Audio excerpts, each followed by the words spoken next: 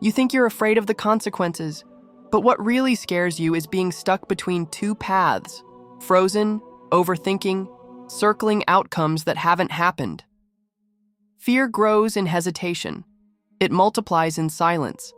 And the longer you sit there, the heavier the choice becomes. Power doesn't come from making perfect decisions. It comes from moving, from deciding with clarity even when you don't have full certainty. Because action clears fear, and clarity comes after the leap, not before. You tell yourself you're just waiting for the right moment. But really, you're avoiding the discomfort of choosing. You want guarantees, you want signs, you want permission. But decisions aren't about comfort, they're about responsibility. And most people aren't afraid of failure. They're afraid of owning their own direction. No path is perfect, no outcome is guaranteed. But staying frozen? That's the one decision that always costs the most. Not because it's painful, but because it steals your future quietly. The longer you delay a choice, the more it drains you. You feel it when you wake up, in your chest, in your energy. Because you're not just living your life, you're carrying the ghosts of decisions you refuse to make. And they don't leave, they pile up. Unmade decisions steal your focus, they dull your intuition, they make you doubt your own voice.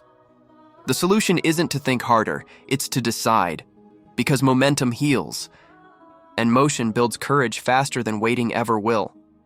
You'll hear it say things like, think it through one more time. What if it's the wrong move? What if you regret it? But that voice isn't helping you. It's holding you. It wants safety, not growth. It's scared of change, not failure. And the more you obey it, the more it sounds like you. Stop mistaking fear for strategy. Sometimes clarity only comes after courage, not before. Every decision you delay becomes a wall between you and the life you want. Not because of the decision itself, but because you're giving fear the final word. And the more you wait, the more that version of you, the bolder, freer, more focused version, stays locked on the other side. That future isn't waiting forever. It's built by the version of you willing to risk being wrong, willing to move with doubt. Because hesitation never leads to clarity. Only movement does. You keep asking, how do I know if this is the right choice? But that's not the real question. The real question is, am I willing to face what comes with this choice? Powerful people aren't fearless. They're committed. They don't ask for ease. They ask for alignment. And when they decide, they accept the outcome because they trust themselves to adapt. You don't need a perfect path. You need to stop hiding behind the illusion of not knowing. You think fear is the enemy, but fear is just a signal, a reflection of where you've given away your power. What you avoid owns you. What you face, you transform. Every time you look fear in the eye and still choose, something shifts. Not just in your circumstances, but in your identity. You stop being the person who avoids, and you become the one who moves anyway. That shift is everything, because your next level won't be found in comfort. It'll be built in confrontation. You've made wrong choices before. You survived. You adjusted. You learned. But how many times have you stayed frozen, overthinking, hesitating, and lost years? Lost chances? Lost yourself? Wrong decisions can be corrected, but the habit of avoiding them? That turns into a lifestyle, and that lifestyle becomes a cage.